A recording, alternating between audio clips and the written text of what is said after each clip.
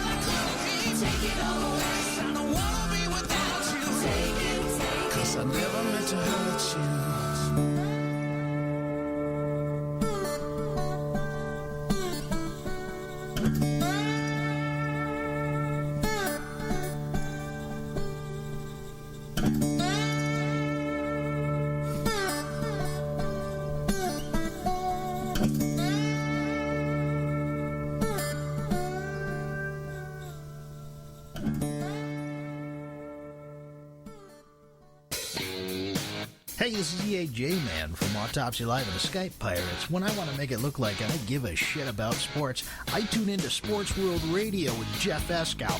Jeff Doing bad time. Doing bad time. Got myself a problem. from San Diego. It's Sports World Radio. You've never heard a sports show like this. Oh, no, you haven't. Oh, blow me. You got it. Holy fucking shit. What in the hell is your major malfunction? Can't believe that goddamn son of a bitch did that fucking crap. Don't give me any of your shit. Right? Yeah, that's right. Those are your hosts, Jeff Escow and Sean Mann. Remember, those who can't play sports, talk about it. These two tell it like it is.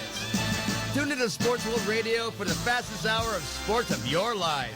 So here they are, the douchebags of sports themselves, Jeff Escow and Sean Mann. Hey, welcome to Sports World Radio.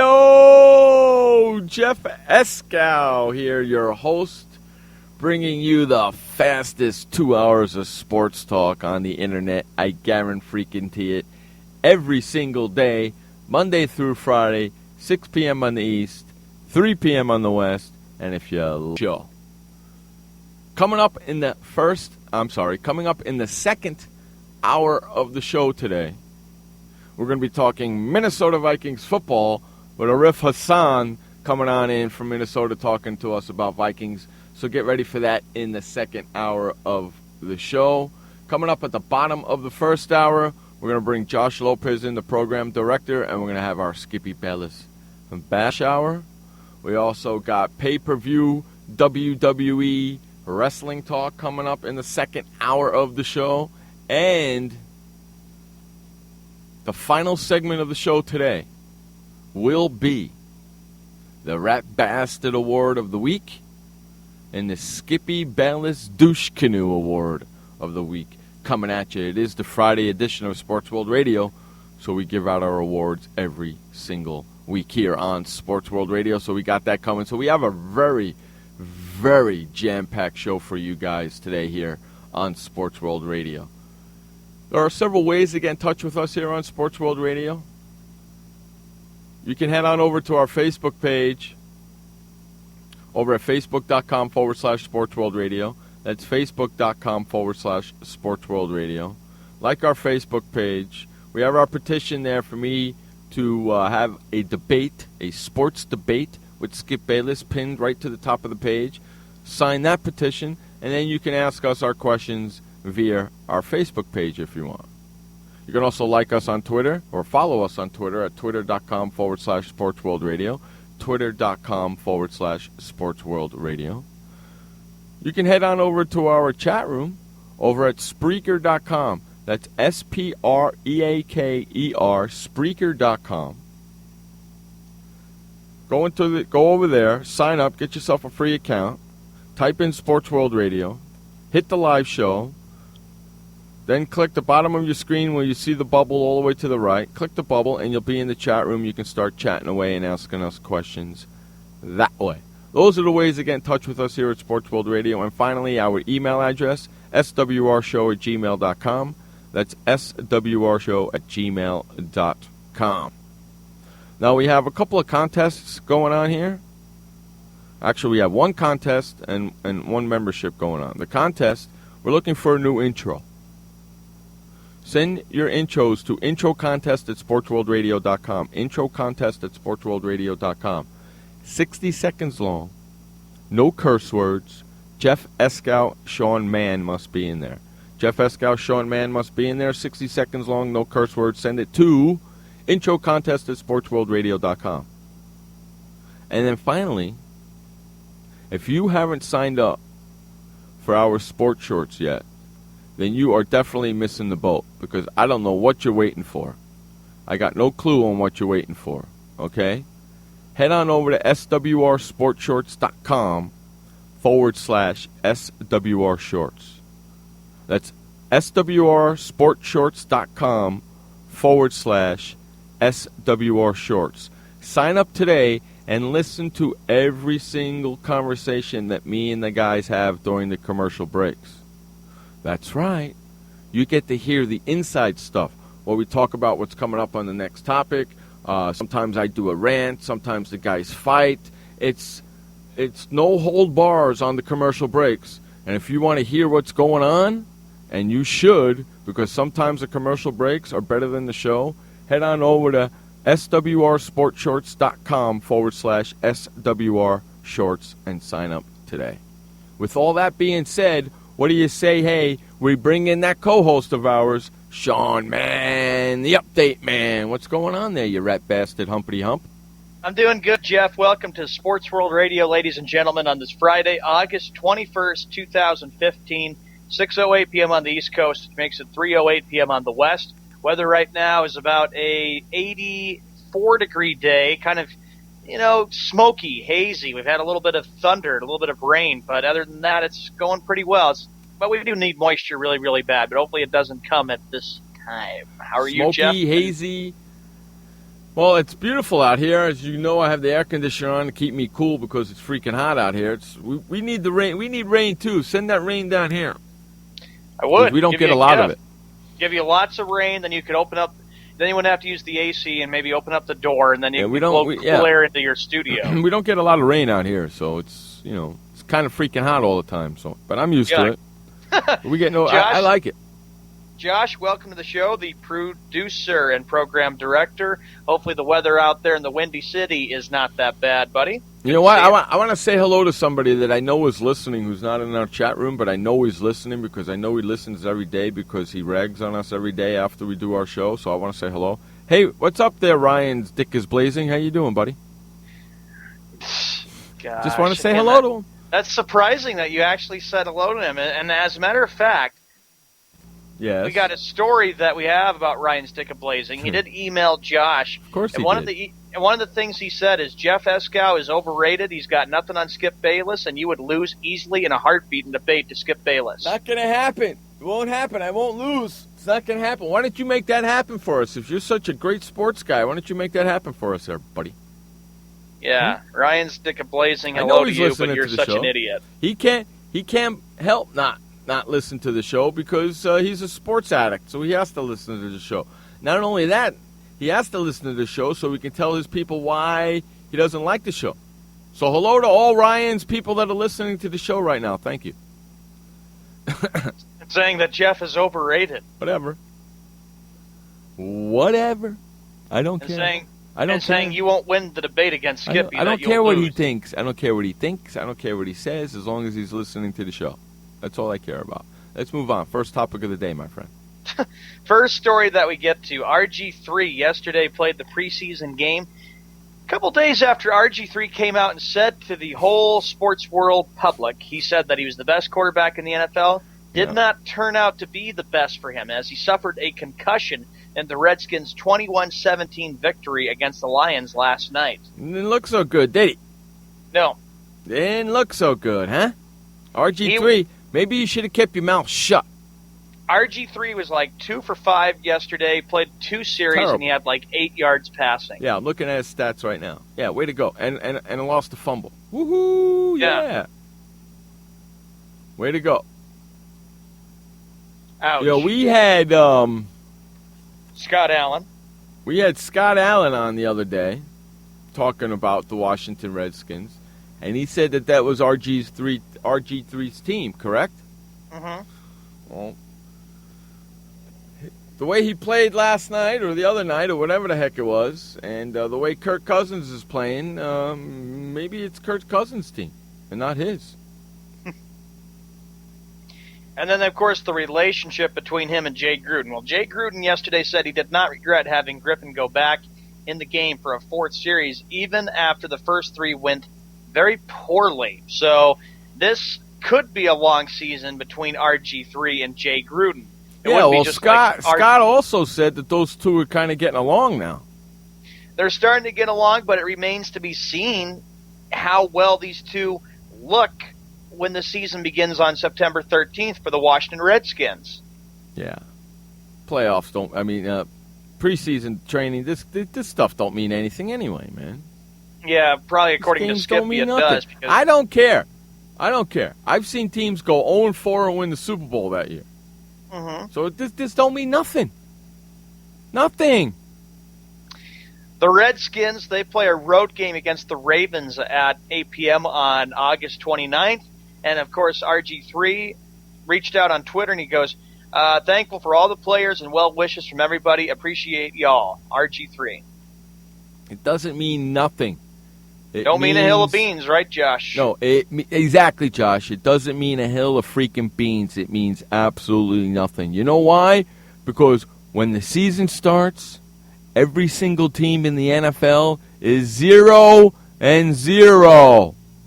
This means nothing. These 4 games in preseason mean nothing. Your Dallas team can go 4-0 and then go 0-16 in the regular season. And you're going to talk about the preseason. Oh, they look so good during the preseason. I don't know what's... The preseason means nothing. Yeah, exactly. There, Shabba. The preseason is one big mirage. Hi, guys. Good to see you. Yeah, and I think it goes on way too long because everybody, got 4 or 5 preseason games that go into early September. And then after that, it's all over with. Players get to say hello for preseason. Games don't count. They go back and look at film, and then they can figure out what they got to get prepared for. And, then the season, that's when it all begins. Mike Patine says, quote, "We feel good about where Johnny Manziel is as the number 2 quarterback." I tried to watch some of that last night. I'm telling you, man. It was really hard to watch. 11-10. Like I said, I don't really care about the stinking preseason. But anyway, Mike Patine says, they say they feel good about Josh McCown being the number 1 starter on the quarterback depth chart, but they are not ready to declare him the starter for the Cleveland Browns. No.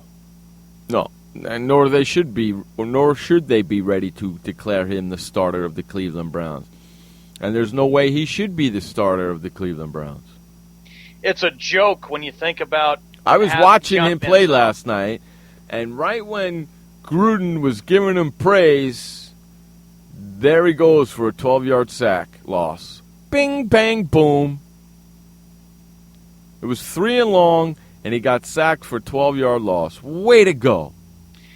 Jeff, you and I have said it time after time that McCown should be named the number 1 starting quarterback for the Cleveland Browns on September 13th when they travel to New York to take on the Jets. Shabba and Josh, that's a question I got to ask you both. Who do you think that the Cleveland Browns should have as their starting quarterback? I believe they're gonna. I believe they're gonna. Hey, how many extra point field goals have been missed so far? I don't know. I haven't been watching the preseason. Me neither. But that's pretty funny, right? Pretty much is. Here's what Mike Patine said on Friday. Quote, "I'm not into guaranteeing or announcing a game week starter," said Mike Patine said Friday in a conference call with the Cleveland media the day after the Browns lost 11-10 to the Bills. Quote, "That, to me, comes down the road. We are just looking to have a good week of preparation and go out and play Tampa on August 29th. Let's get better." That's what his point is. He goes, quote, "We feel good about where Johnny Manziel is right now at number 2 and where Josh is at number 1, Patine said. Our thoughts on the quarterback picture are the same as they were going into last night." Shabba, you say McCown. I'm sure Josh should say McCown too. 11-10. What a joke. Boring game. I only watched a few seconds, and then that was like, okay, that's it. Woohoo, 11-10. Woohoo, doggy. Discussion on some talk shows, Jeff, in Cleveland on Friday dealt with Manziel overtaking McCown if things continue the way they went in Thursday's game. McCown was intercepted twice, and Manziel threw a touchdown pass against the Buffalo Bills last night. I only watched really some of the second half because I wanted to see Johnny Manziel play. Josh, that's funny. That game was like being in history class in high school. Nice. That's a good way to look at it there, Josh. That's pretty funny, bud. Pretty funny. Let's see. Major League Baseball at 17 minutes after the hour. The new Major League Baseball domestic violence policy has no minimum penalties. Major League Baseball has unveiled its first comprehensive domestic violence, sexual assault, and child abuse policy. The agreement, announced jointly Friday by the Commissioner's Office and the Players Union, has been in the works since last year, following a series of high-profile domestic violence cases involving NFL players. I give Rob Manfred a lot of credit for what he's doing here, Jeff, because it's like MLB realizes we don't want to see MLB players getting in the routine of being very violent with rape or with domestic violence or with child abuse. So I like what Manfred did. It's time to act and say, let's not see any of that. Otherwise, there could be very minimum penalties, though. Just something to make sure that the players act their age and play the game and focus on what they need to do at hand.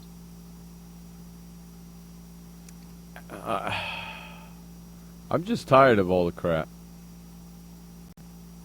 You know? The NFL is the worst, though, because you've seen more of it from the NFL compared to the NHL, MLB, or NBA. You haven't seen too much players getting to be criminals. Correct.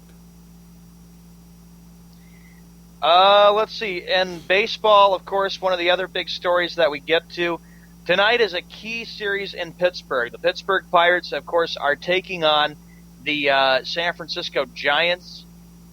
Big series. The Pirates are trying to put the Giants away so they can have a chance to hold on to the number one National League wildcard spot. Wes is very, very happy about this. I'm sure he is very happy about this. I'm sure he's happy as hell with freaking this going on with Pittsburgh doing what they're doing, but it doesn't mean they're going to get to the playoffs. The Pirates currently lead the Chicago Cubs by 4 games in that top spot for the National League wild card. The Giants, they are sitting 4 games back, about 4.5 games back of the Cubs for the second wild card spot, and they're also sitting about 7.5 or 8.5 games behind the Pirates for that first National League wild card spot. Yeah, I'm over there looking at the standings right now. Yeah. It's basically Washington's out of it. So it's basically Pittsburgh, Chicago, and San Francisco. And you want to know something? San Francisco's slowly working their way out of it, too. It's amazing with the Giants, just like how you always said that the even years are in their favor, and this is, an odd year? Mm-hmm. So the odd is going against them very quickly. Yeah, in fact, I'd like to see San Francisco win the rest of the games against Pittsburgh, and I'd like to see the Cubbies win the rest of the games at Atlanta, and things switch around here a little bit. I'm getting tired of seeing Wes so happy. Josh says Pirates epic choke in September. It's coming. September can't come fast enough then, Josh. I do have to say, as much as we give Wes and Pirate fans a hard time, because it's amazing that the Pirates are so good compared to the years when they were just a miserable organization and they had losing years, I have to say I have to give Clint Hurdle a tremendous amount of credit for what he's done to turn the Pittsburgh Pirates team around by getting them to the playoffs and ending the 21-year drought in 2013. And I think with the Toronto Blue Jays is that they're taking a page from the Orioles and from the Pirates, because the Blue Jays want to end their 22-year drought. And, of course, that American League wild card, if you look at it, the Blue Jays are currently leading that, but, of course, they're not far away from the Yankees. They're only sitting 2.5 games behind the New York Yankees in the American League East Division. Correct. Yeah, so the American League is not really done yet either. There's a lot of unfinished business. We've got next week, it's like 5 weeks left until the MLB regular season ends. So it's going to go right down the wire for teams that are going to try to get in the playoffs. And the Orioles, they seem to be playing a little bit better. The Angels are starting to fade a little bit. They're starting to fade. Hey, it could be 2 years in a row that Boston finishes in last place, right? Thanks for reminding me. That's not too good. No, it's been a disappointing year for the Red Sox. I've been happy with the move with them bringing in Dave Dombrowski, because that's been the highlight of the whole week. Yeah, but Dave Dombrowski don't play baseball. Dombrowski doesn't, but he's a good businessman and he's a good executive. Yeah, but he doesn't play baseball. He don't play the games, okay? Nope, but he's going to clean house. Yeah, but that's going to take time. It's not going to happen overnight. So you could be in last place next season, too. I don't know. I would say that the Red Sox will be back next year because they can go out and get some really good starting That's what pitching. You said this year. That's what you said about them last year for this year, and they ended up in the same spot they were last year. Well, there were this year. injuries that had to be considered there, Jeff, and there When, were some this year? trades, and they didn't do very much. But next year, I think there'll be a lot of improvement, and the pitching can be fixed. Well, you said that last year about this year, and nothing happened. That's why I stick with them every year. They're in the same exact spot they were last year as they are this year. Last place. Almost the same record, too, isn't it? So that means no improvement. None. Yeah. At least they're on a 3-game winning streak, for Jiminy Cricket's sakes. It would take a miracle just for They them stink. to try to catch How the weird is it Angels going to for second feel? wild card. I don't How see weird that. is it going to feel to have the Yankees in the playoffs and not Boston? I'm not going to watch the postseason, even if the Yankees are in the playoffs and the Red Sox are not in the postseason. Well, the Red Sox aren't going to be in the postseason, so how weird is it going to feel to have the Red Sox sitting at home and the Yankees in the postseason? I would not say and count that the Yankees are automatically a postseason bid because a lot of things can still happen. The Orioles could still come and overtake them. The Blue Jays could overtake them. The Yankees have not played good ball of late, even though they did sweep the Minnesota Twins this past week. I know what the Yankees' weakness is, and that's been leaving men on base, and they always rely on the home run ball to save them. Okay, the Yankees are a game and a half up on Toronto right now, as we speak. Which means if they get bumped to the wild card, which means they're 4.5 games up on the Angels right now. So either way, Yankees are getting into the playoffs. You can almost guarantee yourself that. Whether they win the East and get in, or they get in by the wild card. How many more games do they have with Toronto? Let's see. I'll take a look at their schedule and see when the next time they play. Because that's really the team that can only that's the only team that can catch them, unless Baltimore's got 6 more games with them. Because Baltimore's 5 games back of the Yankees. Let's see. They have 8 meetings left. There will be 4 games in the Bronx, September 10th through the 13th, and then September 7 meetings, September 21st through September 23rd in Toronto, Ontario. Okay, so that's going to probably determine what happens. Those last 3 games right there. That is correct. That's probably going to determine what's going to happen, whether the Yankees win the division or whether Toronto wins the division. But I bet you the Yankees and Toronto are the teams that go. Because Baltimore is a half a game out behind the Angels. So right now it's Toronto and the Angels sitting in the wild cards. And it's Baltimore a half a game behind the Angels. Right. So I'm almost figuring that Toronto and the Yankees will be in the playoffs regardless whether, well, not true. The Yankees or Toronto, one will win the wild card and one will win the East. That's what's going to happen. Mm-hmm. That's exactly what's going to happen. Whether the Yankees or Toronto will have to play the play-in game, that'll be decided probably in their last meeting. Now, if the Yankees are up 4 games ahead of Toronto going into that last meeting, it really doesn't matter whether the Yankees get swept or not, does it? Yeah. Because the Yankees will do remain. make the postseason, they'll get booted out in the postseason. I don't even see them winning it. I don't see them winning it either. I think there's better teams in baseball than the Yankees for sure. You know? True. And I think a lot of people are very, very shocked that the Yankees are doing very well because a lot of people picked them at the beginning of the year to kind of be a 4th place or last place team, but they've certainly surprised a lot of people. Well, a lot of people picked Boston to win the division, and look what happened. Yeah. Am I right? A lot of people picked Boston to win the division, and they ended up in last place. Nobody saw that coming, did they? No, which was disappointing. Exactly. Just like nobody saw the Yankees being in first place, nobody saw Boston being in last place. Right? Yeah, and you blame me and you think I jinxed them when I went there. I think so. They were playing. I did not jinx them at all. Well, they weren't in last. Fun. They were not in last place when you went to Boston, were they? It was early in the season. It was 19-22 at the point. They weren't in last place, were they? They're like 3rd place when I was there at Fenway. Exactly. So they jumped 2 spots when you got there.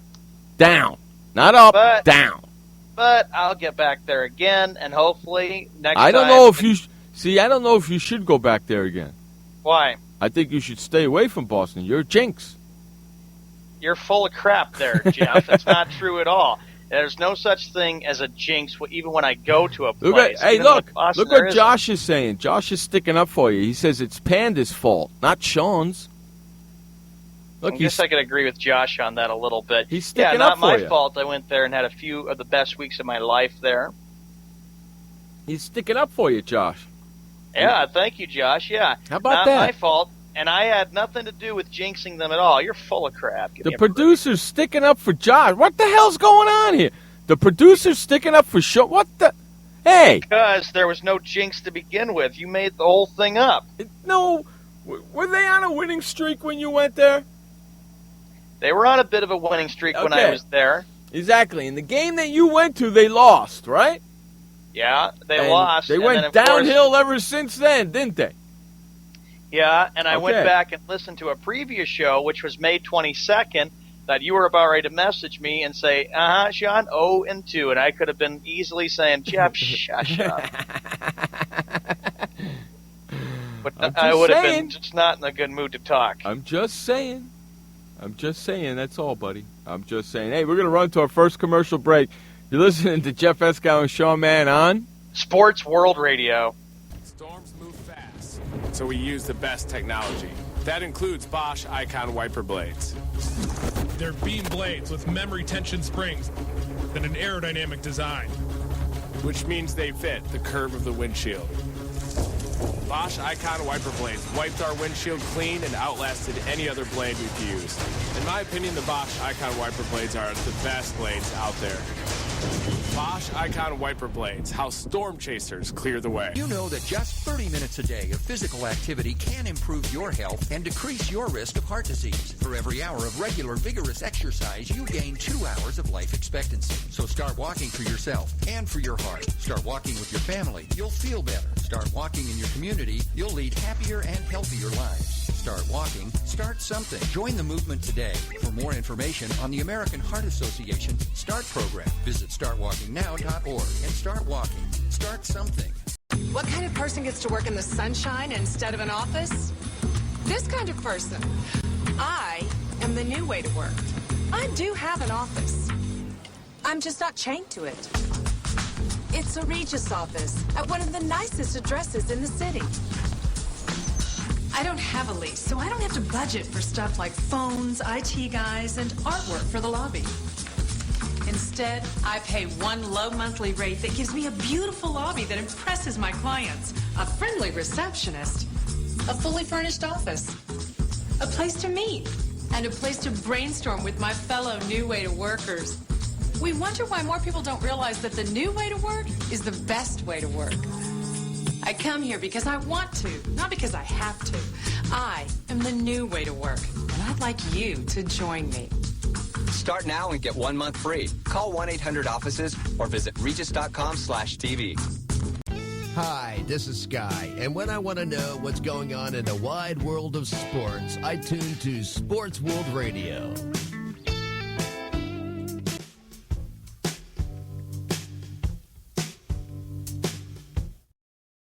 Welcome back to Sports World Radio. Jeff Eskow, Sean Mann, bringing you the fastest 2 hours of sports talk each and every Monday through Friday right here on SportsWorldRadio.com.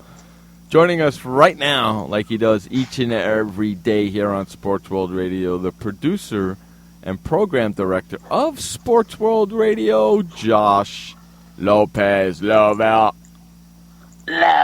What's up, buddy?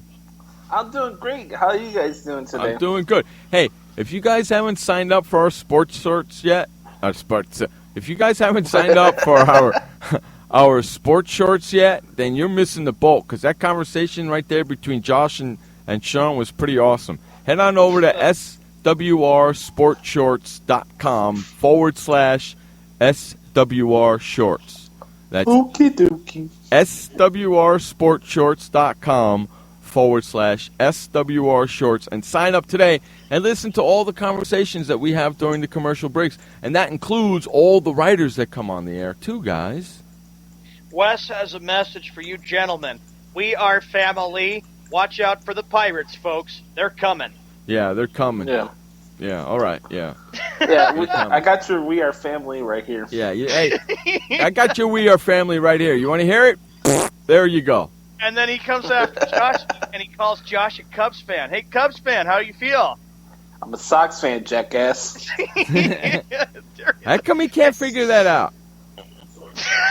I don't know how he can't figure that out. I'm not sure. You know? From that, you know what I'm going to... Wes, you know what? Until you get...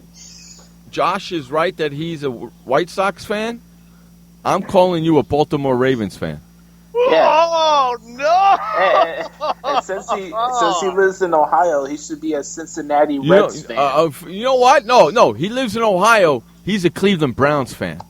I asked him, I said, what's that connection? Why are you such a big Pittsburgh fan? He goes, Wes goes, because I grew up in Pittsburgh. I got connections there, and even in Harrisburg, Pennsylvania. Well, he lives in Ohio now. Pittsburgh. That's like saying, Frank, I live in the suburbs of Chicago. No, you don't. You live in Bumble Blue Bee, Indiana. Yeah.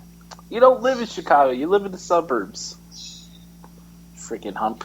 But Wes is determined in saying this is the year Pirates win a World Series. That's like saying that's like saying I don't live in San Diego. I live in the suburbs. Yeah. Because it's true. I don't live in San Diego. I live in the suburbs. Okay? That's like when I was growing up in New York. Okay? I lived in New York for a little bit, but then I grew up in the suburbs. So am I the only one here that actually lives in an actual city? Why, you actually live in Chicago? Yes. In the city of Chicago? Mm-hmm. You live in downtown in the city of Chicago? Yes. Wes is probably saying, yes. Josh, scratch my ass. There will be no Pirates collapse in the month of September. Hey, go scratch your ass when Ben Roethlisberger gets injured. You know what? I like what Shaba says. They were family, all right, in 1979. That's right. They sure were, but they ain't no more. It's a long 36 years we are there, family. Wes. I got your family. It's time to move on from the past. Hey, Wes, I got an idea. That was 1979. Find a different freaking song. Mm-hmm. Huh? Find a different one, huh? 1979. Hey, were you alive in 1979? Wes? Wes was alive in 79, and he was happy when the Pirates won the World Series. How old was he? 3? How the hell does he remember that? I don't know. I'm not sure. 1979, I was 13. No. Okay, I was 13. I remember that. In fact, I was a Pirate fan back then. Oh, Dr. Myth. They were family till the song became more associated with the LGBT. Yeah, that's a little rainbow flagish there. Yeah, you notice how they don't play that song no more, huh? Yeah. Huh? Yeah. I wonder why. We are and family. Wes says to Josh, he goes, sucks, S-U-X. Hey, Dr. Myth, I don't think that's the song you're thinking of. I think the song you're thinking of is YMCA. Wes, open your eyes and spell the team's word right, you freaking hump. Dr. Myth, I think the song you're thinking about is YMCA, not We Are Family. or Staying Alive. Staying Alive? That was towards, what was that movie? Saturday Night Live. That was towards Saturday Night Fever? Saturday Night Fever, Saturday Night. Same crap.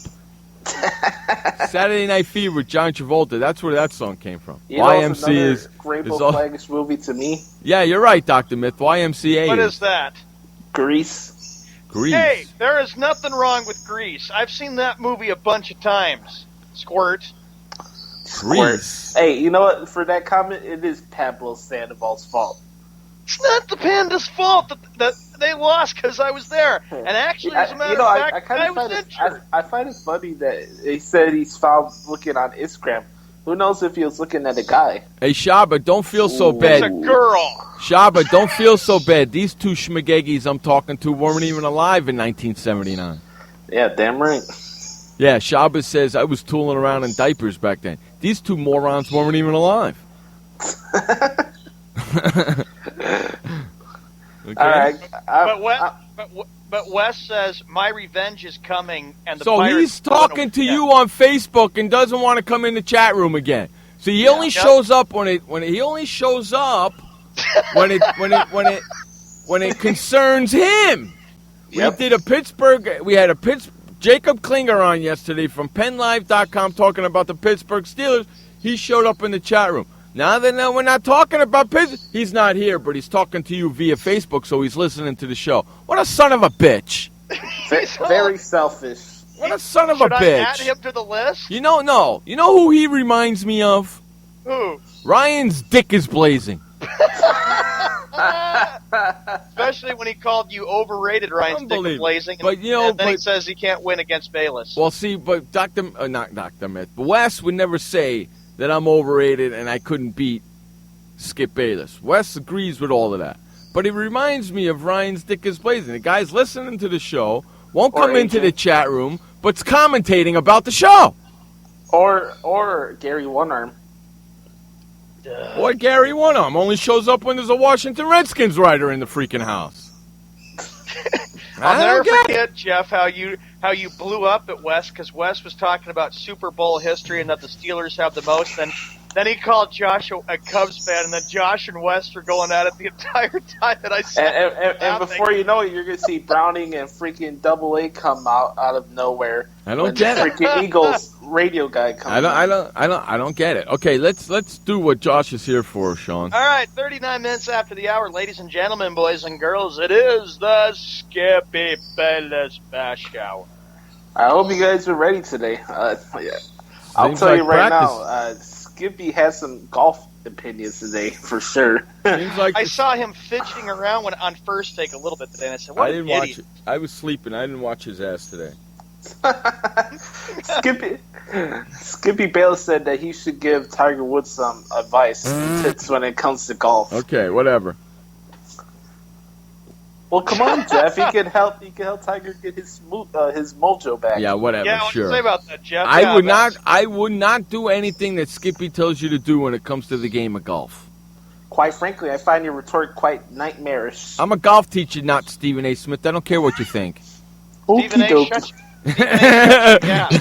I don't care what you think. I'm a golf teacher, so whatever he's going to teach Tiger doesn't mean crap. So your remark right there, not Stephen A. Smith, means just as much crap as freaking Skippy's. That's Stephen A. Smith. All right. Skippy Bayless said that he said my Houston Texans are looking good on HBO's NFL Hard Knocks. Sure, they're looking good because they're not playing against a professional team yet. They're just beating the crap out of each other. Have you guys been watching this season? No, I'm not. Knocks? No, I'm not. I don't have Hard Knocks. I don't have HBO. Who's their quarterback, Skip? Brian Hoyer. Brian Hoyer. He's going to do an awesome job there in Houston, isn't he? Holy freaking moly, man. This comes from a man who says, "Oh, they're looking good on Hard Knocks," and here it is practice. Yeah, that he's I know. covering. Hey, Skip, what you're watching on Hard Knocks is practice. Yeah, just like I got practice in the background. Practice. That's all it is. You're not seeing them playing a game. Practice. Or like how Tony Romo wasn't starting last Thursday when Skippy thought he was, and then Jeff said, "I looked at the stats. Yeah, he wasn't starting." That? Yeah, how about that? How about that? Skippy Bayless said that my Cleveland Browns looked really good last night. It's a preseason game. They lost 11-10. Yeah, and now, 11-10. That looks really good. Yeah, they look so good that Johnny Manziel was at third down and 12 and got sacked. Yeah, that looks good. Yeah, that game looked like a score from a Little League World Series game. If you think that was a good game, then you don't know anything about football, you schmuck. That's why I didn't even watch preseason, Skippy, and you think it means everything? You're an idiot. What a freaking hump. Idiot. Skippy Bayless said that Tony Romo's going to teach Colin Kaepernick a lesson on Sunday. I hope Tony Romo doesn't play again.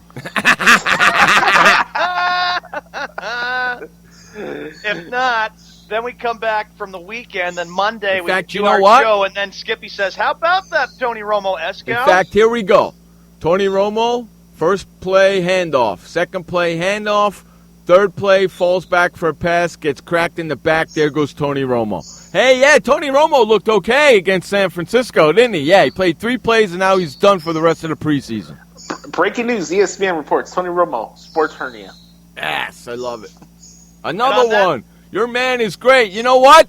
Stop picking old people, you dummy. On that note, before we get to more Skippy quotes, we got to go to our first update of the day. This update is brought to you by the Flipper. Head on over to flipperflipper.com and get your Flipper today and never, ever touch your toilet seat ever again. It's the Flipper, and it's at flipperflipper.com. Take it away, Sean Mann, with the first update of the day. All right, Jeff, thank you very much. Thank you, Josh Lopez. 43 minutes after the hour on the 21st of August, 2015. NFL preseason tonight, it'll be the Falcons at the Jets, Seahawks at the Chiefs. Then on Saturday, tomorrow, it'll be the Dolphins, Panthers, Ravens at the Eagles, Bears taking on the Colts, Jaguars at Giants, Patriots at Saints, Raiders at Vikings, Broncos at Texans, and lastly, it'll be the Chargers at the Cardinals. Sunday, it'll be the Packers at the Steelers, Rams at the Titans, Cowboys at the 49ers, and then Monday Night Football on ESPN will be the Bengals taking on the Buccaneers. Major League Baseball, there is some action going on right now as we speak. The Cubs lead the Braves 5-3. That game is in the bottom of the 8th inning. Other action we have the Twins at the Orioles, Indians at the Yankees, Brewers taking on the Nationals, Giants at the Pirates, Rangers at the Tigers, Royals at the Red Sox, Diamondbacks at Reds, Phillies at the Marlins, Dodgers at the Astros, Mets at the Rockies, Blue Jays at the Angels, Rays at the Athletics, White Sox at Mariners, and lastly, it'll be the Cardinals taking on the Padres. I'm Sean Mann for the first of two updates. We will be right back after this commercial break. And remember, this update is brought to you by the Flipper. Go to flipperflipper.com and never, ever have to touch your toilet seat ever again. Welcome to the Man Manual. Man comes with a multifunctional casing known as skin. It is remarkable. Warning, standard body wash can cause damage to man's skin. Maintain it properly with Dove Men Plus Care Body Wash. It cleans man and protects skin from dryness. This will keep man's skin remarkable, even under extreme testing. Dove Men Plus Care Body Wash. Skin care built in. Also, freshen man's exterior with new Aqua Impact Body Wash. Why does consultant Jerry Howell stay at La Quinta? Can you come back tomorrow? Because only with La Quinta can Jerry instant hold the room tonight using just his phone number. And then power down for tomorrow on his pillow top bed. And when Jerry's refreshed, you know what he does? We need ideas, people. Think. Synergistic integration. Genius. He thinks outside the box. I'm going for it. No. La Quinta Inns and Suites take care of you so you can take care of business. Instant hold your next stay on your smartphone at LQ.com. La Quinta. Hi, I'm Montel Williams. Most of you know me as a talk show host, but I'm also an author, actor, single father of 4, a fitness writer, avid snowboarder, and I'm also a medical marijuana patient. Like many of the million people who are living with multiple sclerosis, I'm in pain every single day. And sometimes my nerves are so raw that if you brushed up against me in an elevator, I'd scream. I can't sleep at night from the pain, and sometimes the spasms in my legs are so intense they will wake me up throughout the night. I've tried the strongest prescription medications available, and I'm going to tell you, they do not work. In fact, they leave me in a stupor, and most of the time, it's impossible to even live your life. Now, I've tried medical marijuana, and I'm going to tell you something, it works. If you'd like more information about medical marijuana, you can contact the Marijuana Policy Project at mpp.org or call 1-877-JOIN-MPP. Hi, this is Sky, and when I want to know what's going on in the wide world of sports, I tune to Sports World Radio.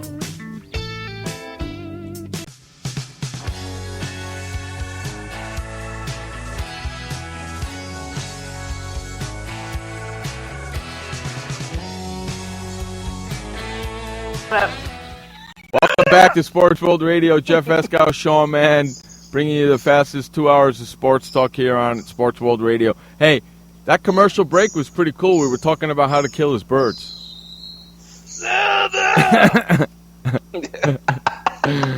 Hey, if you want to know what we're talking about during the commercial breaks, then you're missing the boat, boys and girls, and you got to head on over to Sports World, SWRsportshorts.com/SWR Shorts. That's SWRsportshorts.com/SWR Shorts, and sign up today and listen to all the conversations we have during the commercial breaks. That one was a doozy right there. All right, let's continue. Skippy Bayless bash hour. Skippy Bayless said he's the Vince Russo of sports talk. He's not even the Skip Bayless of sports talk. Typical Skippy, always bragging about how great he is. Real funny. He's not even the Skip Bayless of sports talk. He's terrible. Josh, what do you think of that comment? He's an idiot. I don't even know if he knows who Vince Russo really is. I don't know. He just says it because he's a so-called wrestling expert now.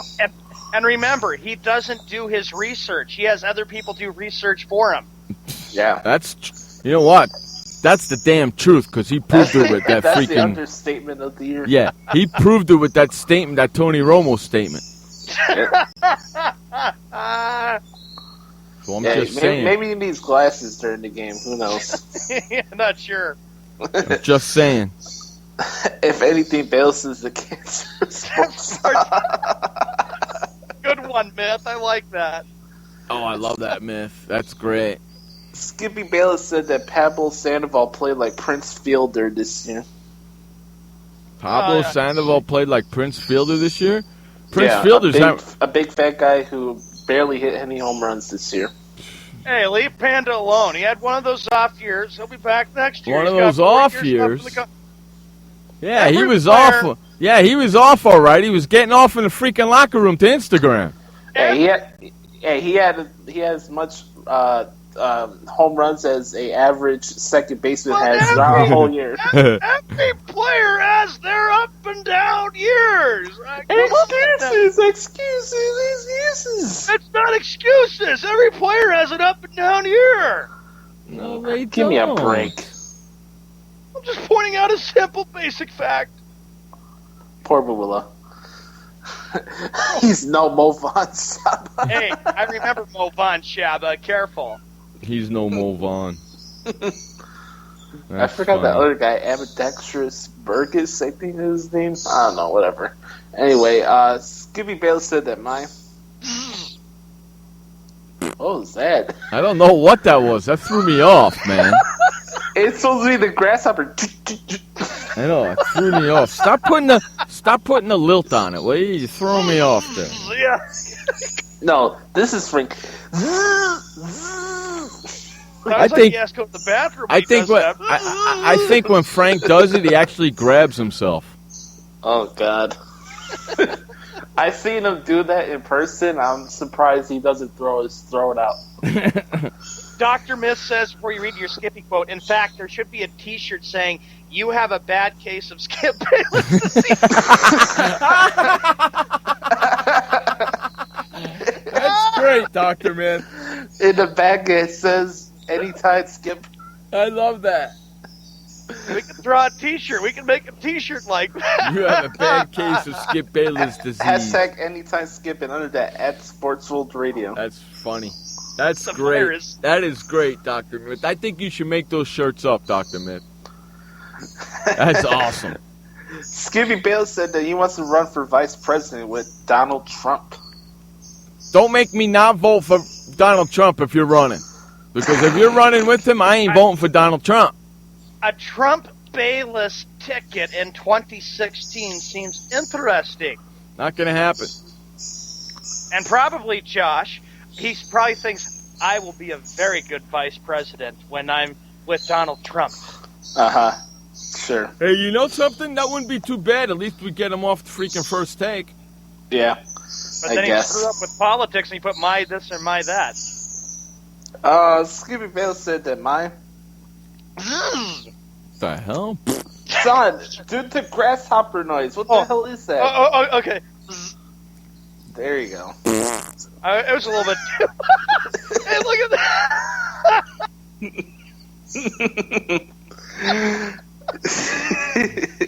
Skippy Bayless said that my New Orleans Saints will be the laughy stock of the NFC South this year. Oh, Shabba, that is addressed towards you, buddy, of the New Orleans Saints. Probably sitting there shaking his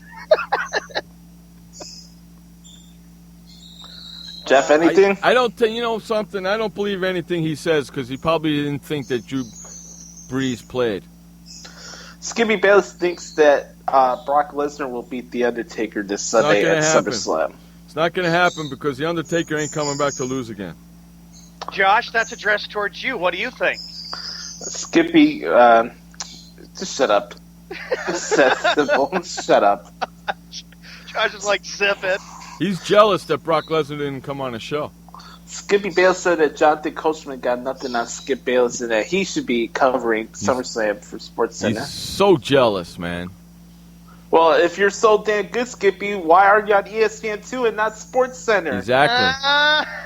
If you think you're God's gift to the ESPN, why are you on their sister channel and not on the real channel?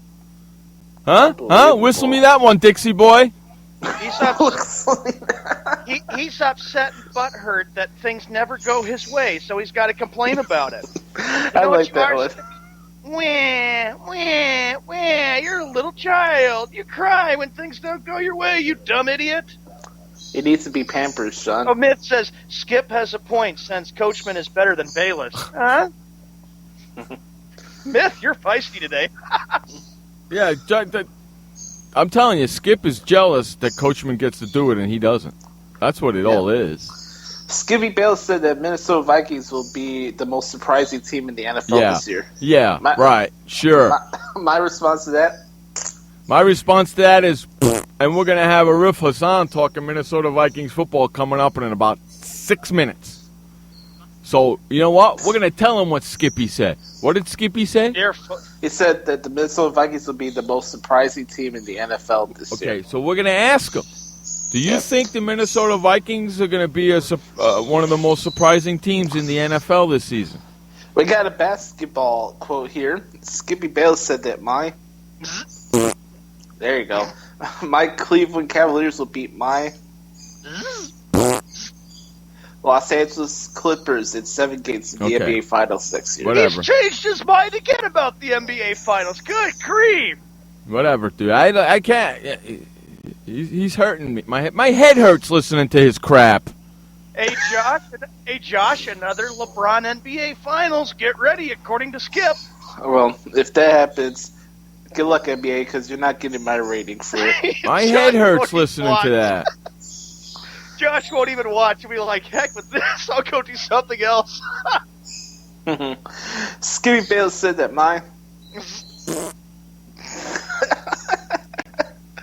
he said that Tony Romo is a superior quarterback to, drum roll please, he said that he makes Roger Staubach look like an AFL quarterback. Come on. You know, that just shows you how much of an idiot you really are. Hey, according to Skip, 2 playoff wins. He's good with You're the only schmuck who says that. If you said something like that to Herm Edwards, he would laugh you out of the building and then give you stats up your yin-yang to shut your pie hole. Well, Jeff, when you and Skip have your debate and he says, hey, Jeff, Tony Romo is the best quarterback in the NFL and better than Eli or Phil Simms or whatever, I'm sure you would have a big response for that debate. I would, but I would attack him on Roger Staubach alone. There's no way he's better than Roger Staubach. There's no way he's better than Troy Aikman. And never going to happen either. That's funny. That's a wrap for this week's Skippy Bayless Bash Hour. We have more quotes for you on Monday. Don't forget, we got the Skip Bayless Douche Canoe Award tonight. We got the Douche Canoe Award tonight. We got the Rat Bastard Award tonight. And coming up, SummerSlam. And SummerSlam preview, where Josh and I are going to give our picks for the SummerSlam. And that's all coming up after the top of the hour when we have Arif Hassan coming on in to talk Minnesota Vikings football at the top of the hour. And then all of that stuff is going to take place after that. Tony Romo is an inferior quarterback to a baby. Dr. Myth, you're just... Tony Romo. You can't tell me that Tony Romo... You can't tell me, Skip, I don't care whether you believe it or you don't believe it. You can't tell me that Tony Romo's career is better than Roger Staubach's and better than Troy Aikman's. What's Skippy going to say when he says... Can't tell me that. What's Skippy going to say, Josh and Jeff, when he says, when the Cowboys win the World Series, he says, "See, told you so. Nobody listened to me, and there's what I said about the Cowboys that they were going to win the Super Bowl." Well, Sean, if the Cowboys win the World Series, I'd freaking fall off the face of the earth. Oh, jeez. There'll be no more Sports World Radio. No, because it'd be a long time in hell before they win the World Series, because that's the wrong goddamn sport. Mm-hmm. Wrong Super Bowl. Thank God we don't cover soccer or college football in this Well, I sent you something about soccer, didn't I? The other day, Josh, didn't I? The San Diego Sockers are looking for a play-by-play announcer. Uh-oh. Yeah, Josh, why don't you go and apply to be their play-by-play announcer? I don't watch soccer. I just think goes about soccer. I don't watch soccer neither. Otherwise, I would Josh, do it. apply, throw your name in, move to San Diego, and cover soccer games. There you go. Yeah, there you go. Josh is like, heck with that. I won't move. That's the way to get you to San Diego. Give me a break. You know? Hey, Josh, we'll catch you on the other side after the interview. All right, Hump. All right, thanks, buddy. All right, there goes our buddy Josh Lopez, program director and producer of the show. He's going to be back after our interview coming up at the top of the hour to talk wrestling and the Skippy Bayless Bash Hour and the Douche Canoe Award coming up after our interview with Arif Hassan. That should be fun. So we're getting ready for that as well. Come on, computer, do your thing over here. Thank you. All right, so we're going to run to a quick commercial break. You're listening to Jeff Escow and Sean Mann on Sports World Radio. We'll be right back. I had PTSD. Once I was back from Iraq, I was distant from everybody in my family. We had a reunion of our unit, and you'd hear these spouses say, "Is your husband doing that? My husband's doing that too. I thought it was just us." And really understanding that, hey, this is a common experience. I learned more to listen to what he was saying, and that made it easier for me to understand where his pain was coming from. Warriors should know that resources are available. Learn more at realwarriors.net. Every parent wants the safest and healthiest products for their family. That's why I created The Honest Company. I was just a concerned mom with a crazy dream. A wish that there was a company that I could rely on that did all of the hard work for me. I'm Jessica Alba, and The Honest Company was my dream. LegalZoom has helped 1 million businesses successfully get started, including Jessica's. Launch your dream at LegalZoom today. Call us. We're here to help. Confusion ever someone or have sudden you trouble had speaking, understanding? Understanding trouble? Have you sudden have or speaking someone ever confusion? Have you ever had sudden confusion, trouble speaking, or understanding someone? It could be one of the 5 signs of stroke. Sudden weakness or numbness of the face, arm, or leg. Sudden trouble with vision in one or both eyes. Suddenly having trouble walking or difficulty with balance. Or a sudden intense headache that comes out of nowhere. If you or someone you know has any of these symptoms, don't wait. Call 911 immediately. You could make a difference in someone's life, someone you love, maybe even your own. It's late until, wait, don't too. Don't wait until it's too late. Time lost is brain lost. Find out more at powertoendstroke.org. Brought to you by the American Heart Association, American Stroke Association, and the Ad Council. Hi, this is Sky, and when I want to know what's going on in the wide world of sports, I tune to Sports World Radio.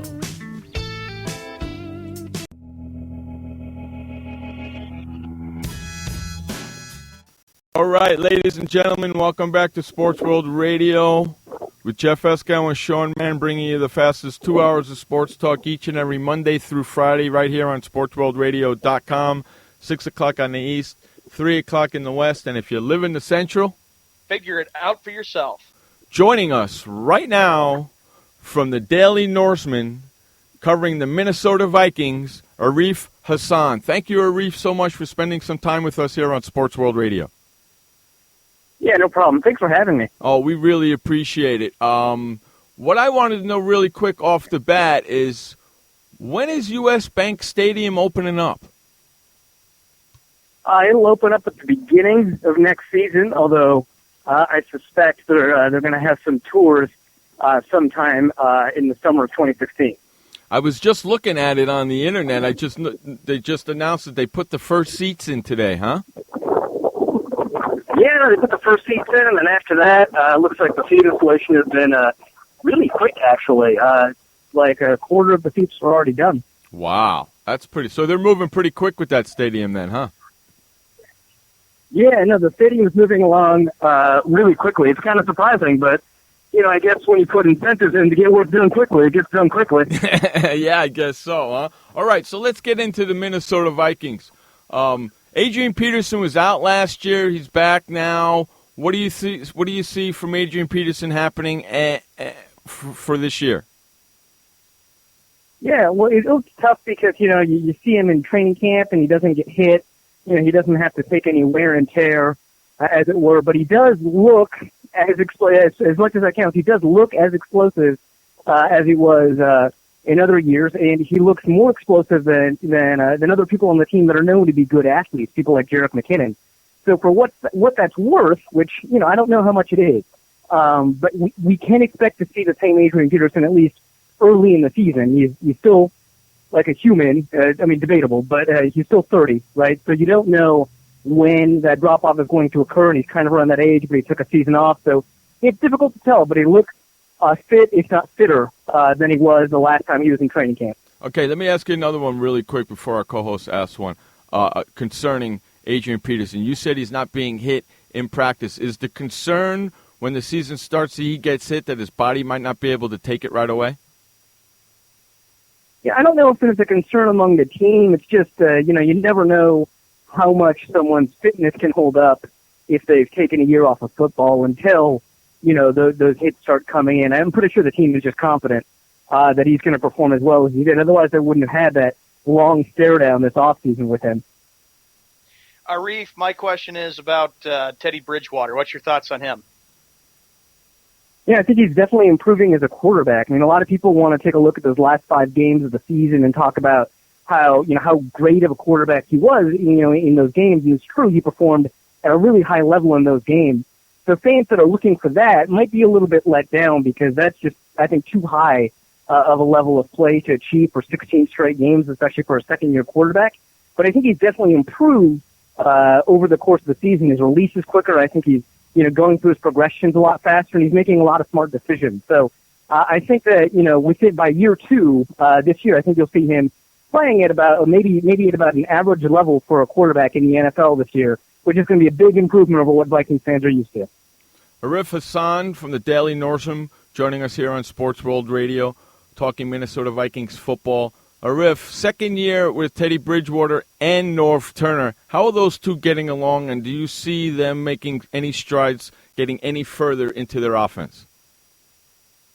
Yeah, no, I think those two have really gelled in terms of the things they know they want from each other. I think Norv knows exactly what Teddy's strengths are and is doing a better job tailoring the offense in that respect. I think Teddy knows what the demands of the Norv Turner offense are and is adapting a little bit better in that respect. And so I think you're going to see, a lot of plays that take advantage of Teddy's use of timing and anticipation, which is really sort of where he wins as a quarterback, even more so than last year.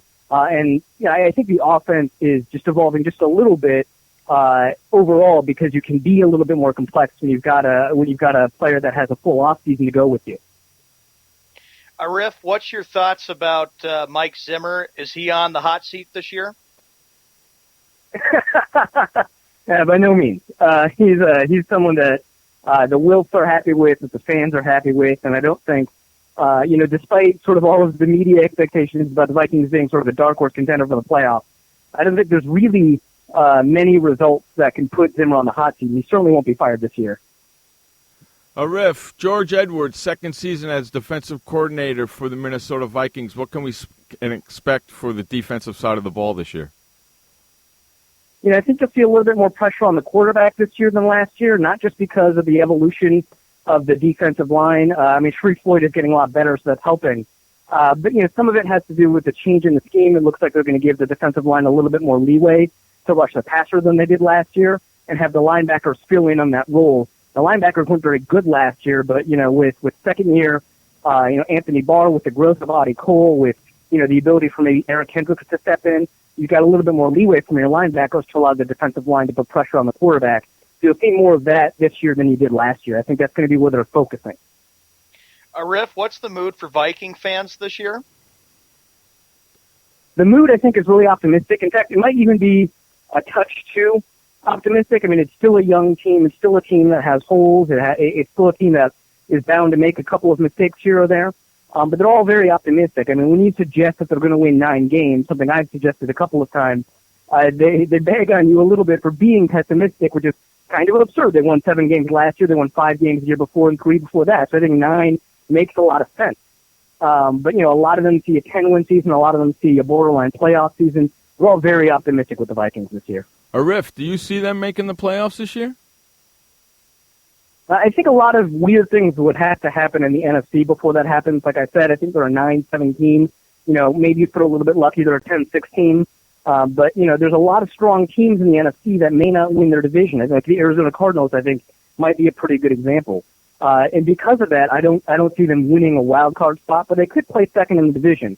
A lot of people are discounting the Detroit Lions, which sounds weird given how bad they've been historically. But they could very easily challenge the Vikings for second in the NFC North, and I think that's what their battle is. I don't think they're battling for first to the Green Bay Packers this year. I think they're battling for second in a wild card spot, and I think right now they're underdogs in that battle. Arif, what's your thoughts about the special teams of the Minnesota Vikings? Yeah, I think they're going to improve. I think it was a kind of a down year last year. Some of that has to do with the fact that they shuffled through some special teams coordinators. Some of that has to do with just getting rid of some special teams talent they had the year before. And they might be able to improve to sort of an average level. There's a lot of worry about their punter. Their punter looks to be better. Who knows?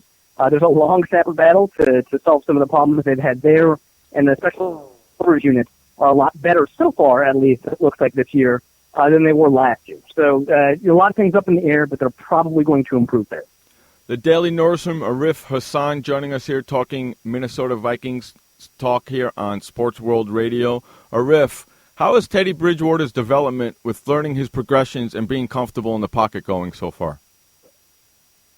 It's going really well. And he's always been a strong passer in terms of pocket presence and sensing pressure.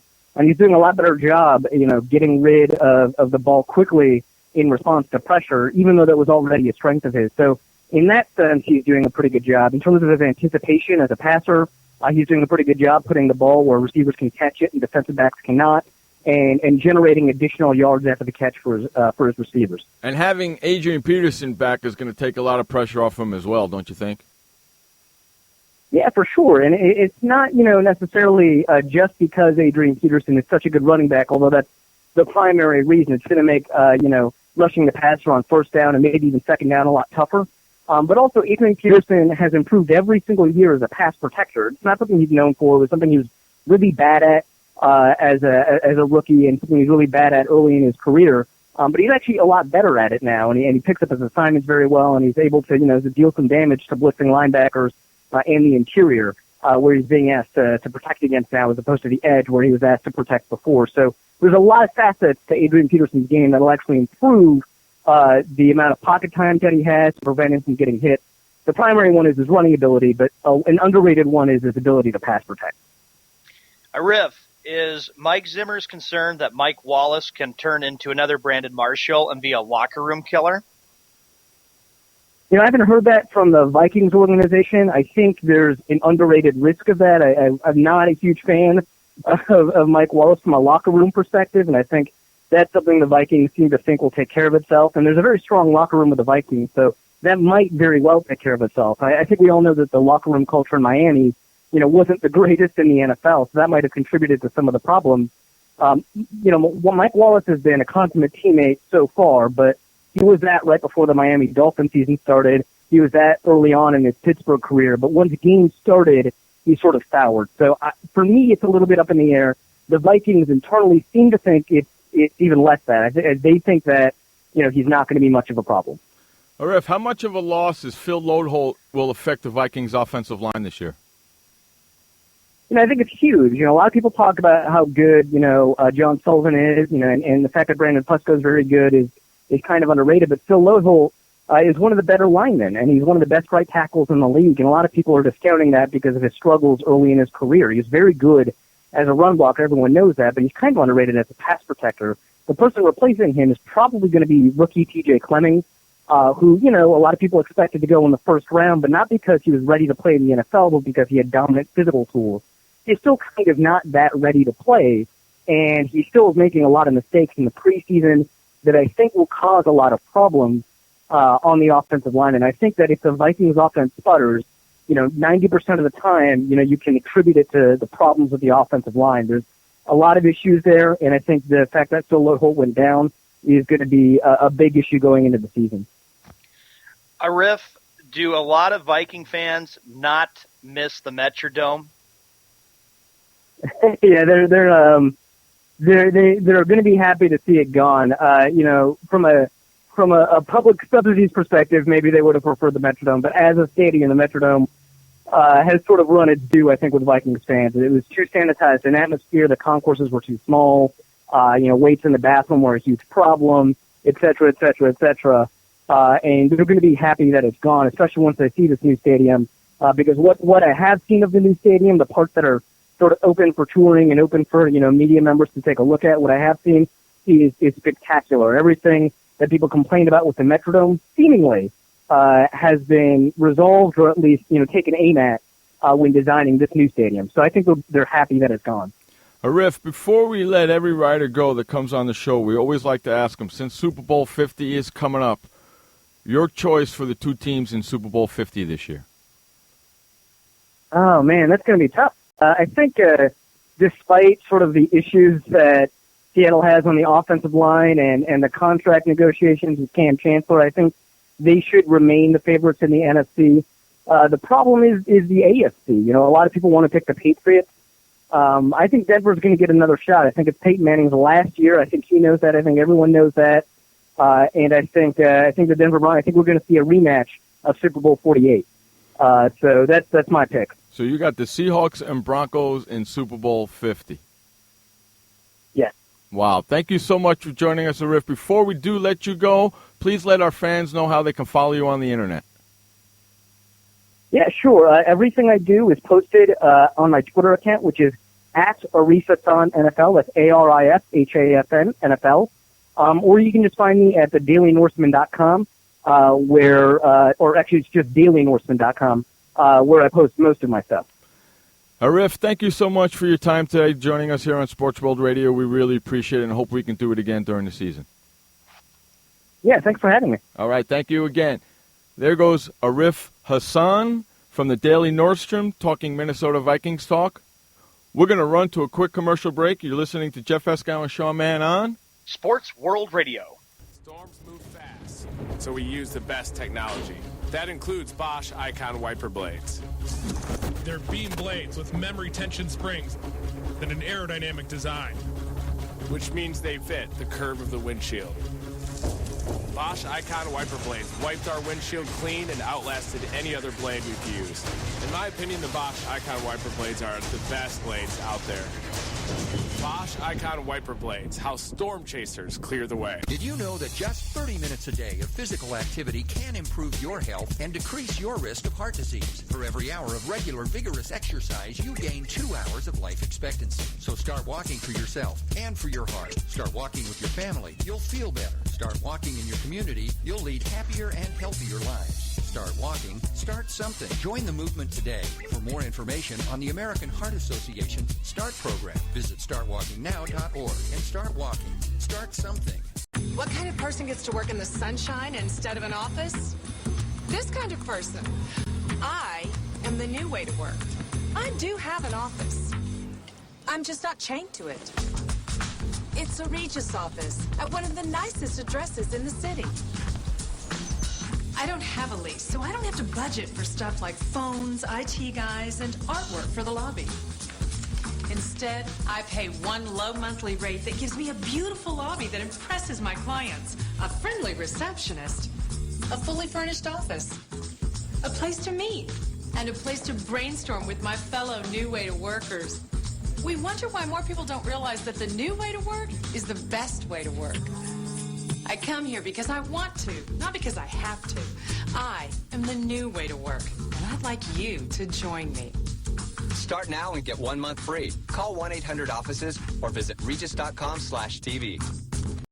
Hi, this is Sky, and when I want to know what's going on in the wide world of sports, I tune to Sports World Radio.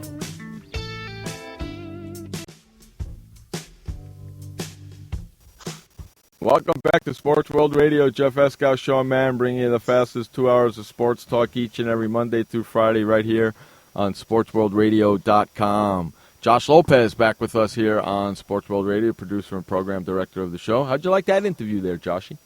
It was really, really good. Yeah?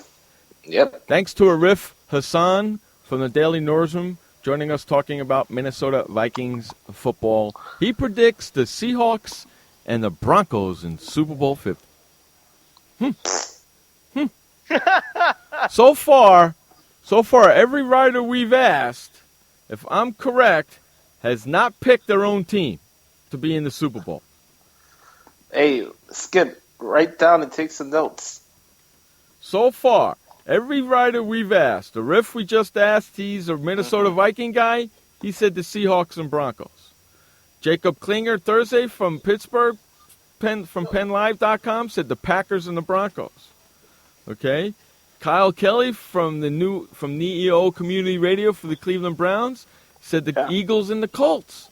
Scott Allen from the Washington Post, Washington Redskins, said Green Bay and the Colts. Nobody has picked their own freaking team. Unbelievable, huh? Unbelievable. That's pretty crazy, isn't it? Yes, it is. You would figure the writers, take a lesson from the writers, Skip. They're neutral. Objective. They're very objective.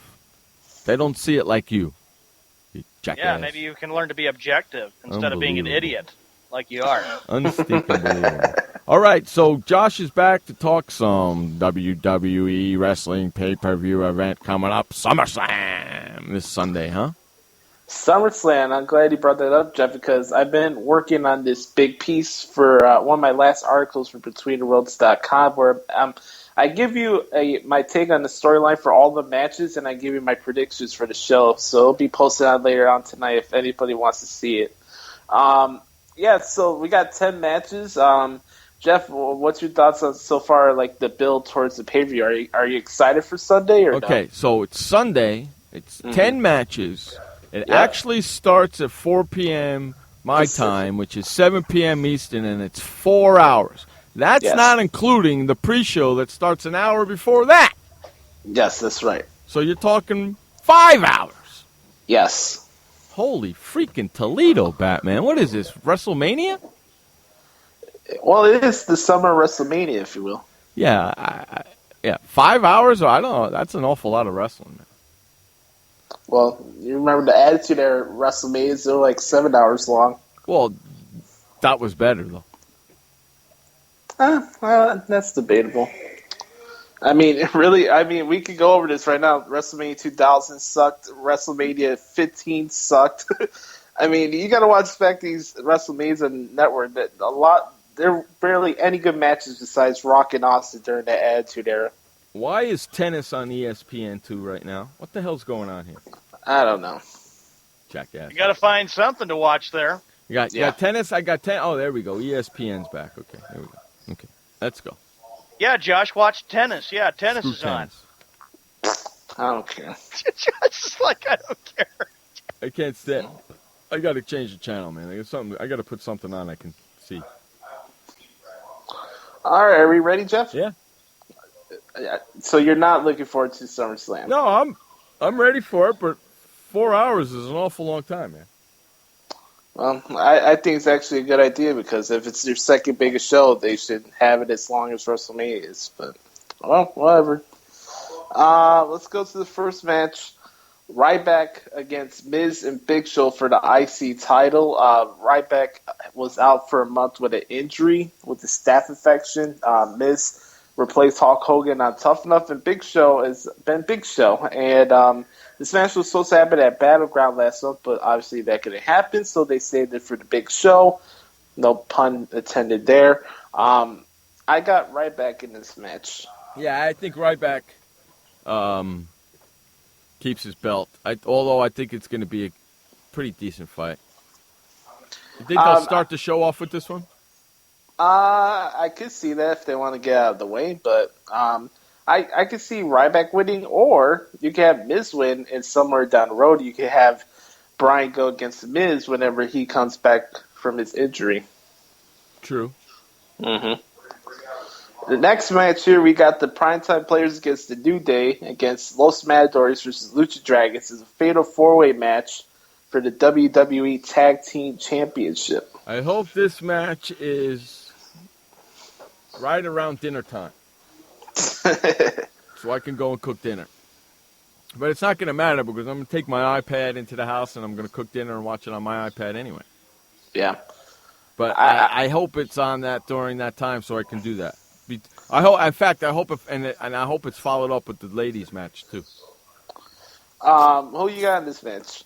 I'm not a big fan of New Day, so I'm hoping Millions of Dollars keeps the belt. PTP? All right, I got the New Day. I figured you'd take them. The next match here is a match I'm looking forward to. Obviously, another scenario here where Dolph Ziggler was out with an injury and shot a movie last month. It's Rusev versus Dolph Ziggler. This is not a mixed tag team match. It's going to be one-on-one match. And I think we'll see Lana and Summer brawl at ringside, so that's going to be a fun sight. And I think Rusev and Ziggler could have a great match. I think Rusev's very underrated as a wrestler. Yeah, I think Dolph Ziggler wins, though. I got Rusev by submission. I think some way, somehow, Summer lays out Lana at ringside, and then Rusev just lays out Dolph Ziggler. Okay. We got Okie this. What was that? Okie dokie. All right, match number 4. Stephen Amell from the show Arrow will team up with Neville against Stardust and King Barrett. I think that the actor and Neville are going to win. To let you guys know, Amell has been training in the ring for the past couple of weeks. Yeah, do you really think this match? Do you really think they're going to bring an actor on to wrestle and not have him win? Well, you never know. I mean, Drew Carey came in and he lost the Rumble. Drew Carey. Drew Carey's a fat bastard. So I'm actually looking forward to this. Amell, I'm not a big. Well, let me say this: I am a fan of Arrow, but it's not my favorite TV show. I am a fan of the guy. I think he's a good actor, and he does his own stunts on the show. Right. And I think it's cool because Amell is a big wrestling fan, and he actually cares, so they'll come off the screen. Mm-hmm. And actually, I think it's pretty cool because you got Neville there. He always brings a good effort, and I like the Red Arrow, so it's kind of cool. Red Arrow and Green Arrow. And then, of course, you got King Barrett, who always cracks me up. So I think it'll be a good match. But, I think Amell and Neville will win the match. Yeah, I think so, too. Randy Orton versus Sheamus. Jeff? I'd like to see Randy Orton win that match. I really would. Randy Orton cost Sheamus the WWE World Heavyweight Championship while he was trying to cash in a couple weeks ago on Raw. Sheamus won the Money in the Bank ladder match while Orton was in it. I think this match is kind of intriguing because actually there's actual issues between them this time. It's not just a one-on-one match for the hell of it. So I'm interested in the match. I kind of wish this one was kind of a hardcore match, but either way, I'm looking forward to it. Should be an interesting match. So you got Orton? Yeah, I'm taking Orton in that match. Yeah, I'm going to go with Orton too. Next match here, number 6 on the card, we got Team Bad. Naomi, Sasha Banks, and Tamina Snuka against Team Bella, the Bella Twins, and Alicia Fox, and Team PCB, formerly the Submission Sorority. You had Paige, Charlotte, and Becky Lynch. Triple threat tag team match. I don't know if this is going to be single elimination, but basically, I think this match is not going to be too long, but I think that Divas will have some time in here to work, and I think it's going to be a pretty good match, actually. I'm going with the Submission Sisters. I am going to go with Team Bella only for the fact that they've lost every single match since this feud started last month. Well, they won last night, didn't they? Well, it's Brie Bella. I'm talking about all the other tag team matches they had. Yeah, I'm going with the Submission Sisters. Hey, you know what? Before we go into the next match, let's run to our final update of the day. All right? This update is brought to you by The Flipper. Head on over to flipperflipper.com and never, ever touch your toilet seat ever again.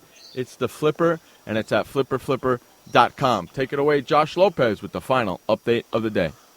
Thank you, Jeff. Hope everybody's having a good day. In response to Miss Compass Lopez, chances, well, you spelled that wrong, of WWE doing a hardcore match for the PG rating is less likely to happen, thus all wanting a... Miss, check out your spelling before you guys say something that's not true. They have hardcore matches. They have Extreme Rules every year.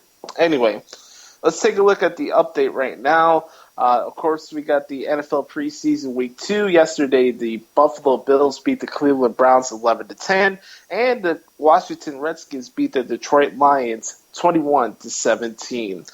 Other games right now, we have the Giants up 3-0 against the Pirates, bottom first. 0-0 tie in New York as the Indians take on the Yankees. 0-0 in Baltimore as the Twins take on the Orioles. A lot of 0-0s as games are just beginning. We have one final today. The Chicago Cubs beat the Atlanta Braves 5-3. Games tonight on the NFL schedule. We have the Atlanta Falcons at the New York Jets and the Seattle Seahawks at the Kansas City Chiefs. This update's been brought to you by The Flipper. Go to flipperflipper.com. We'll be right back with more SummerSlam picks with Jeff Escal, Sean Mann, and Josh Lopez. Welcome to the Man Manual. Man comes with a multifunctional casing known as skin. It is remarkable. Warning, standard body wash can cause damage to man's skin. Maintain it properly with Dove Men Plus Care Body Wash. It cleans man and protects skin from dryness. This will keep man's skin remarkable, even under extreme testing. Dove Men Plus Care Body Wash. Skin care built in. Also, freshen man's exterior with new Aqua Impact Body Wash. Why does consultant Jerry Howell stay at La Quinta? Can you come back tomorrow? Because only with La Quinta can Jerry instant hold the room tonight using just his phone number. And then power down for tomorrow on his pillow top bed. And when Jerry's refreshed, you know what he does? We need ideas, people. Think. Synergistic integration. Genius. He thinks outside the box. I'm going for it. No. La Quinta Inns and Suites take care of you so you can take care of business. Instant hold your next stay on your smartphone at LQ.com. La Quinta. Hi, I'm Montel Williams. Most of you know me as a talk show host, but I'm also an author, actor, single father of 4, a fitness writer, avid snowboarder, and I'm also a medical marijuana patient. Like many of the million people who are living with multiple sclerosis, I'm in pain every single day. And sometimes my nerves are so raw that if you brushed up against me in an elevator, I'd scream. I can't sleep at night from the pain, and sometimes the spasms in my legs are so intense they will wake me up throughout the night. I've tried the strongest prescription medications available, and I'm going to tell you, they do not work. In fact, they leave me in a stupor, and most of the time, it's impossible to even live your life. Now, I've tried medical marijuana, and I'm going to tell you something, it works. If you'd like more information about medical marijuana, you can contact the Marijuana Policy Project at mpp.org or call 1-877-JOIN-MPP. Hi, this is Sky, and when I want to know what's going on in the wide world of sports, I tune to Sports World Radio.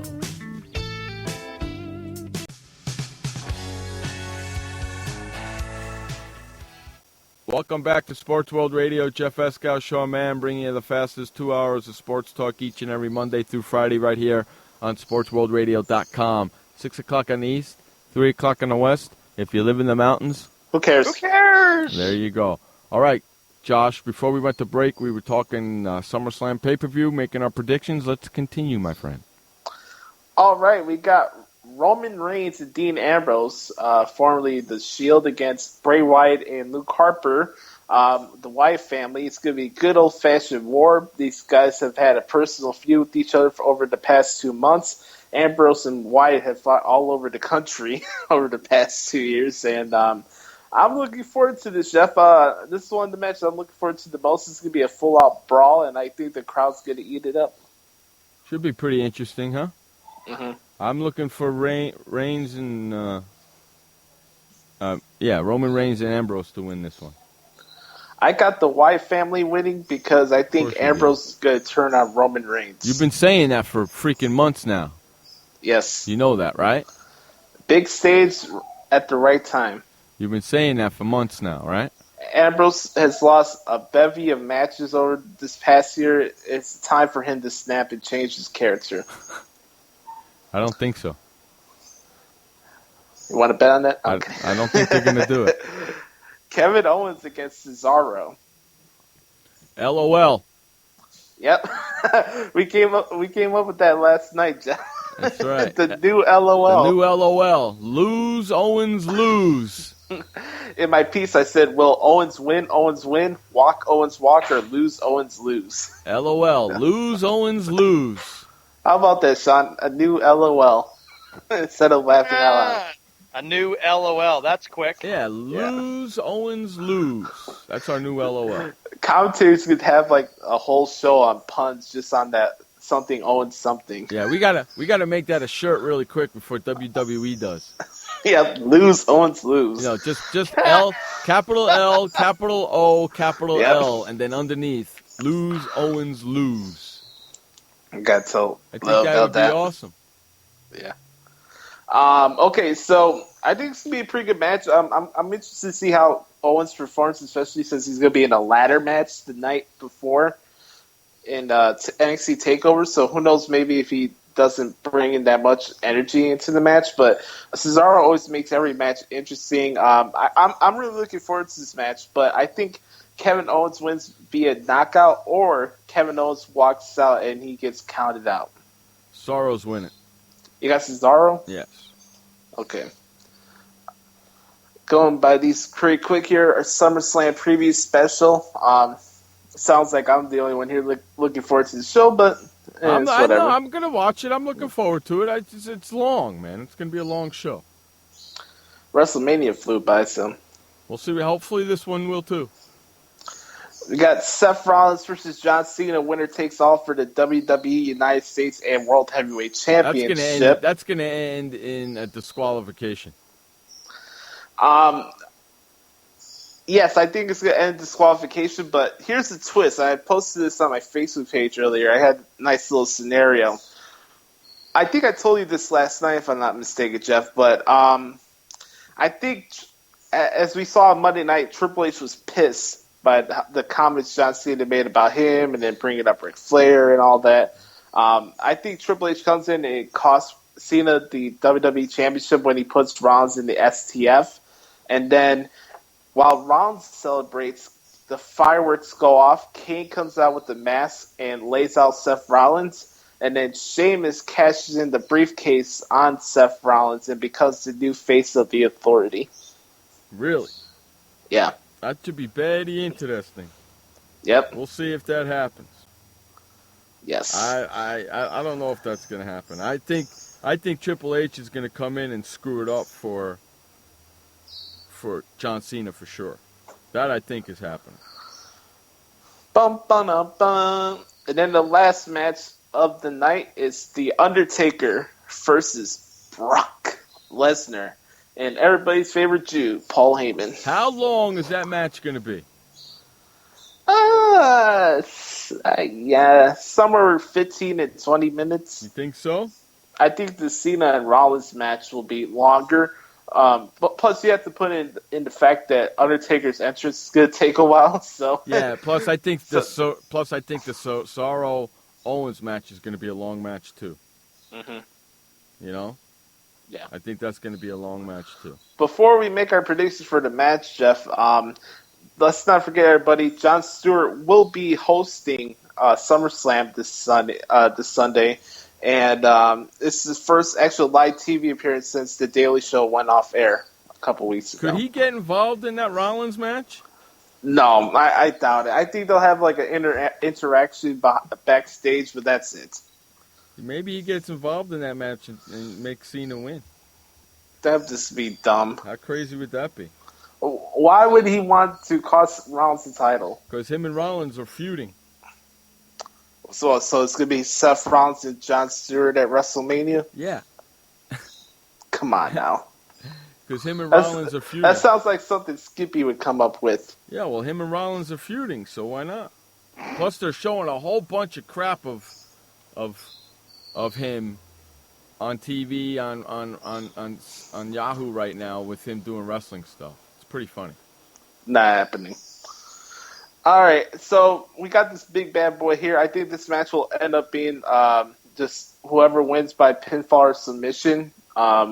Because with the whole low blow factor, I think WWE doesn't want this match to end in just a disqualification just for the hell of it. I think a lot of people say Brock can't lose this match. I happen to disagree. I mean, Brock Lesnar is Brock Lesnar, and people are still going to care about it, whether he loses or whether he's a good guy or a bad guy. I got The Undertaker winning this one, and as the show comes to an end and he puts his fists up in the air, Sting shows up in the rafters and stares at the ring. You think? Yes. Yeah, I wonder who said that. Well, we both said that. Yeah. I don't think they're bringing back The Undertaker to lose. Me either. I think The Undertaker wins, right? And he's walking out, and he puts his fist up, and instead of his,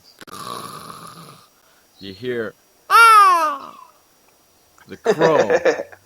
And the place goes dark, and a spotlight on Mr. freaking Undertaker, and a spotlight on Sting in the rafters, just looking at the ring, and the Undertaker just turns and looks and sees Sting as the show goes off the air. Yes. Aha. That's how the show's ended.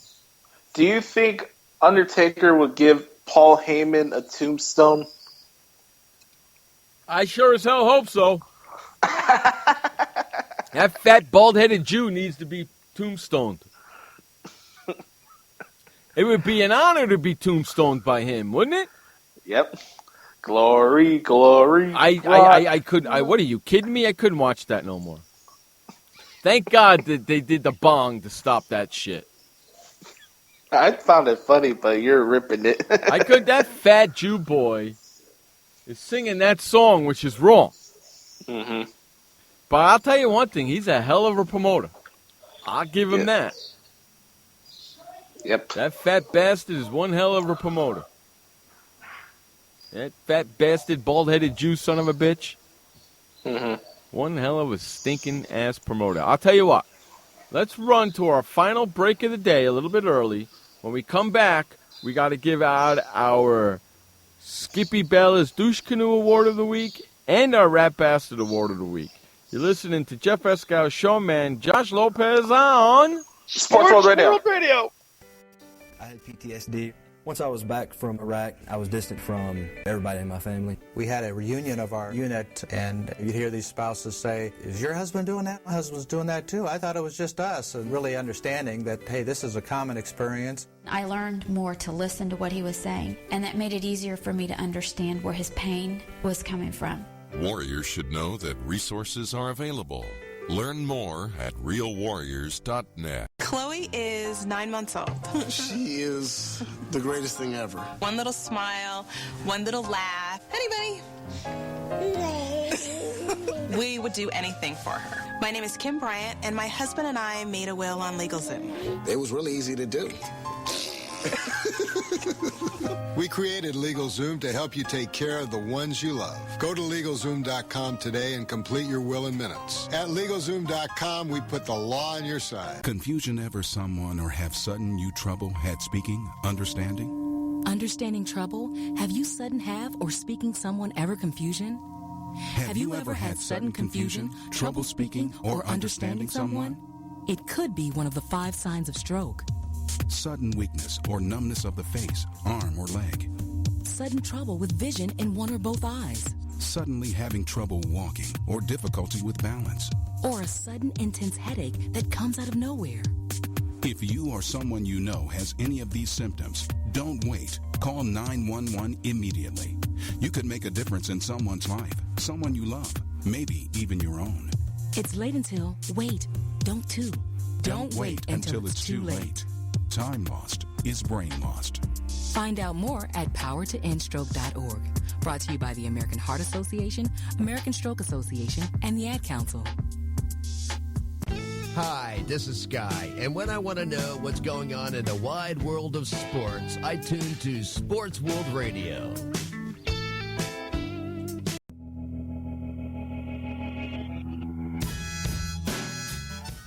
Welcome back to Sports World Radio. Jeff Eskow, Sean Mann, bringing you the fastest 2 hours of sports talk each and every Monday through Friday right here on SportsWorldRadio.com. All right, final segment of the show, the Friday edition, final show of the week. And you guys know what we do on the final show, final segment of the week. We give out our Rat Bastard Award of the week, and we give out the Skippy Bayless Douche Canoe Award of the week as well. All right, Sean, what do you guys want to do first? Well, hold on. Let's not forget everybody gets sports shirts because we have a potential candidate brewing here with the way he's not paying attention to the show right now. So get SWR sports shirts. That's right. Head on over to swrsportshorts.com/SWR shorts and sign up today. Because that conversation that we just had during the commercial break, Sean didn't talk for 20 minutes during the whole freaking show there. Me and Josh were busting his chops, man. Should have heard it. It's going to be cool. Head on over. What, Sean? Shouldn't have heard it. It was all Sean's fault because he wasn't paying attention. Jeez. Head on over to swrsportshorts.com/SWR shorts and sign up today. Oh, yes. All right. Now we got our candidates here for the Rat Bastard of the Week. Sean was getting a quickie while we were doing wrestling. All right, here's our candidates that we have for this past week. Robert Griffin III, thinking that he's the best quarterback in the NFL. And he just proved it last night that he's not. Frank Sprankle, for refusing to pay up a bet to Josh Lopez. Oh, that could be a good one right there. LeBron James, for thinking he is popular with everything, including Twitter. I would not pay him $129,000 to do anything for me on Twitter. I wouldn't even follow him on Twitter. I don't follow him on Twitter. Skip Bayless for the Tony Romo blunder still. Okay. Major League Baseball for long playoff scheduling that takes us into November. Make that Rob Manfred. Rob Manfred. I'll take care of that. Ryan Stickablazing for saying that Jeff Eskow is overrated and Sean Mann is a horrible co-host. Okay. Next. Tim Tebow for bringing in religion during a fight for the Ravens scrimmage. Next. And lastly, Chip Kelly for praising Tim Tebow. Those are your candidates for the Rat Bastard of the Week. I know who I got, but who you guys got? Oh, let's see. I nominate and I vote Frank Sprankle for refusing to pay Josh Lopez a bet. Yeah, I'm going to go with the big bag of win for Bumble Hell, Indiana. Well, I don't need to vote because it's 2 against 1 no matter what, so I guess it's Frankie. Congratulations. I'm sorry, Frank Sprankle, but you have to be on the list because you can't learn how to pay up your own bets. You should be ashamed of yourself. Frank, now, Frank, you are the Rat Bastard of the Week. You are the Rat Bastard. Now, Skippy Douche Canoe Award. RG3, Frank Sprankle, LeBron James, Skip Bayless, Rob Manfred, Tim Tebow. All right. Ryan Stickablazing and Chip Kelly. There's only one person that it goes to on this fine day. Who's Can I ask you boys a question? Yes. Who's the award named after? Skip Bayless. Last Friday, Skip Bayless was the Skippy Douche Canoe Award of the Week on August 14th. So I take it, Jeff, on the 21st of August, you will be most definitely voting for Skip Bayless again. Yeah, because only a douche canoe says a player played in the game when he actually didn't play at all. I'll vote Skip Bayless. Sorry, Josh, because he can't get his stuff right. Yeah. I mean, that was the worst comment of the week, and that came on Monday. And he still doesn't have his facts right. He still has people who does his research for him. He can do his own research. He still thinks that Tony played in the game. Yep. So he has to have that. It has to go up to him.